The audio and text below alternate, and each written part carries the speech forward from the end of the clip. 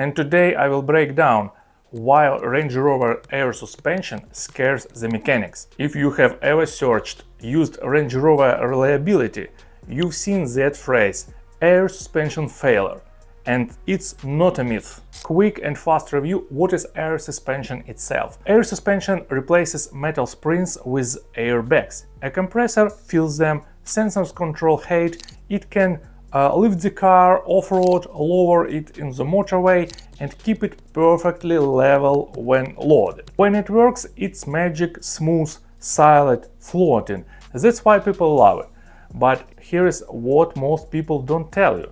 It's not just airbags. Inside the system there is a small dryer called the desiccant that removes moisture. And when it ages, it turns into dust that travels through the lines and clogs tiny valves, which can quietly destroy a 1500 pounds compressor over time. Then comes the valve blocks, the air distribution brain, and when they fall internally, air starts moving between corners instead of leaking out. So the car might drop at the front left, while the rear issue is at the rear right. And now, why do mechanics hate it? Because of the domino effect. First, the airbag. It's rubber ages, tiny cracks start, the car doesn't collapse, it slowly drops overnight.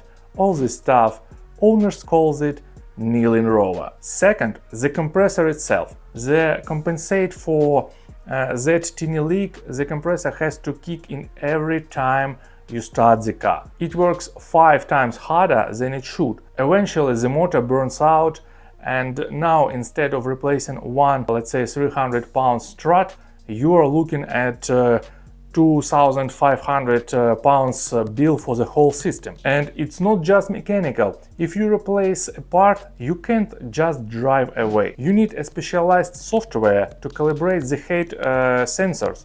If you are off by even 5 millimeters, the car's ECU will freak out and throw an error, suspension fault code, immediately. Next, what could happen? Moisture builds up, it freezes and valves stick. The compressor tries to push air against a block of ice, and diagnostics become eventually a guessing game. Is it a dead sensor, or a frozen valve, or a leak, or just a computer glitch, And this uncertainty, that's why independent shops often refuse to touch them. Range Rover air suspension isn't bad. Porsche and Mercedes use similar tech, but Range Rover are heavy and they are built to go through the mud. So Reddit says it perfectly. Best ride ever until 90k miles.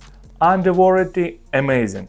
Out of warranty, it becomes a financial decision, because air suspension gives you a king's comfort, but eventually the king won his tax. Share with your friend and don't miss out, subscribe for more.